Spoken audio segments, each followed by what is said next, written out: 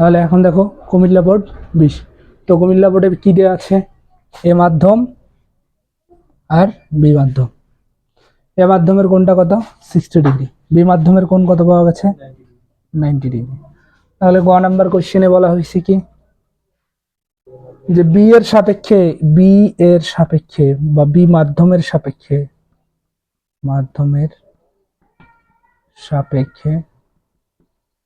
সাপেক্ষে এ মাধ্যমের প্রতিসরাঙ্ক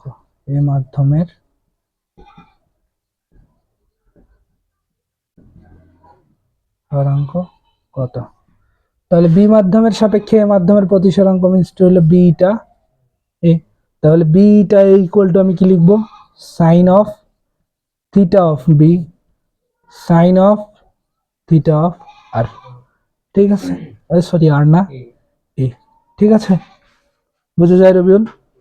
তাহলে sine of theta of B, B মাধ্যমের কোণ কত? সাইন 90। এ মাধ্যমের কোণ কত? সাইন 60। তাহলে এইটা কি আসতেছে? সাইন 90 এর মান 1, 60 এর মান হলো 0.866। দেখেন তো কত আসে? 1.15। শেষ গ নম্বর। কথা বুঝছেন নাকি বুঝেন নেই? কোনো প্রশ্ন আছে?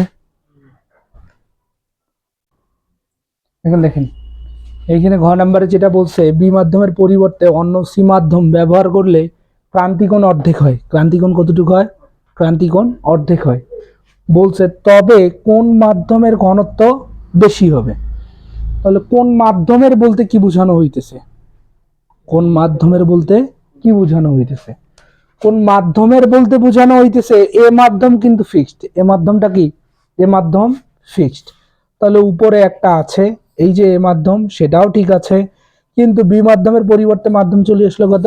সি। এখন বলছে তাহলে দেখেন এখানে ক্রান্তিকোণটা কত এ মাধ্যমের ক্ষেত্রে? 60 ডিগ্রি। কারণ ক্রান্তিকোণ কাকে বলে আমরা জানি? আপতন কোণের যে মানের জন্য প্রতিসরণ কোণ 90 ডিগ্রি হয়। তাহলে 60 ডিগ্রির জন্য প্রতিসরণ কোণ কত হয়েছে? 90 হয়েছে।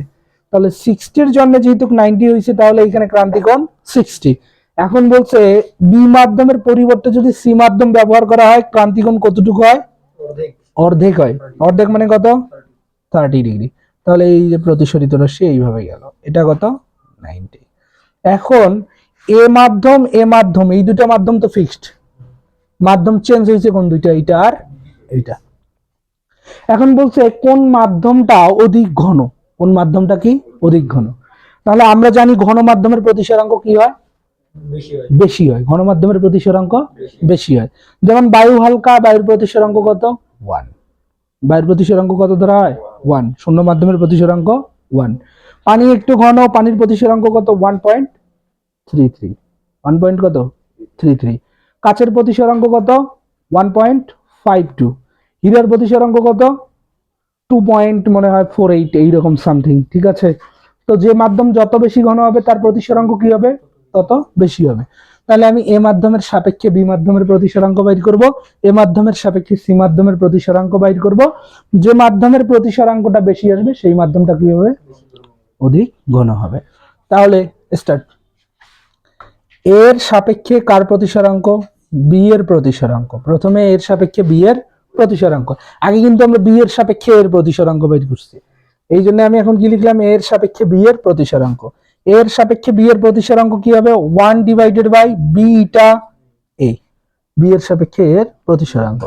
আর যদি তোমরা যদি চাও, রবিউল বা সোহাগ, তোমরা যদি চাও যে না ভাই আমরা এইটা লিখবো না, এইটা আমরা লিখবো না, এইটা না লিখলে আপনারা এটাও লিখতে পারবেন, এইটা বি সমান সমান sine theta of A divided by sine theta of B. সবগুলা মানে কিন্তু দেয়া আছে। ঠিক আছে ভাই, এটা লিখলেও হবে, এটা লিখলেও হবে। তো আমি দুইটা দিয়ে একটু করাই, আপনারা শিখেন, আমরা তো শিখতেছি, পরীক্ষা তো দিতেছি না। তাহলে 1/b বিটায় কত পাইছি? 1.15।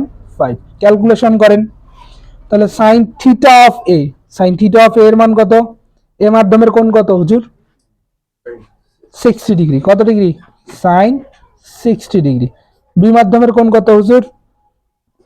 Sign 90 degree. ঠিক আছে, তাহলে সাইন 60 ডিগ্রির মান কত? 0.866, 90 ডিগ্রির মান 1, তাহলে আস্তে আস্তে 0.866। দেখেন এটাও 0.866 আসবে। আচ্ছা যা আসছে আসছে, 866 আসছে, 8695 আসছে, এই তো। দশমিকের পরের অঙ্কগুলো যে নেন নাই, ডিজিট গুলো নেন নাই, কিন্তু মূলত মিলছে তো। হুম, তাহলে এটা গেল, এটা কি গেল? এইটা বি গেছে, ঠিক আছে। এখন এই যে এই চিত্রের ক্ষেত্রে এটা কিন্তু আমরা ক্যালকুলেশন করলাম এইটার ক্ষেত্রে, ঠিক আছে। এখন আমরা এই চিত্রের ক্ষেত্রে করব যে এইটা, এইটা সি, এইটা সি করব sine theta of A divided by sine theta of C. Sine theta of A এর মান কত? Sine 30 degree. Sine theta of C এর মান কত? Sine 90 degree, sine 90 degree. Sine theta of 30, তাহলে 30 ডিগ্রির মান কত? হাফ, এটার মান কত? 1, তাহলে এইটা আস্তে আস্তে 0.5। তাহলে কার প্রতিসরাঙ্ক বেশি আসলো? বি এর আমি আর এটাকে নিতেছি না, আমি আর এটাকে নিতেছি না। বি এর প্রতিসরাঙ্ক কত? 0.866। সি এর প্রতিসরাঙ্ক কত? 0.5। যেহেতু যেহেতু এইটা বিটা বড়, এইটা কার থেকে? সি এর থেকে, অতএব এ মাধ্যম বি মাধ্যমটা কি হবে? বি মাধ্যম হবে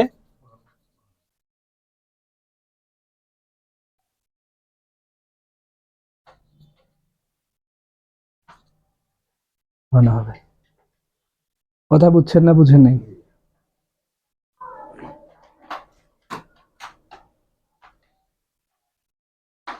ক্লিয়ার আপনারা?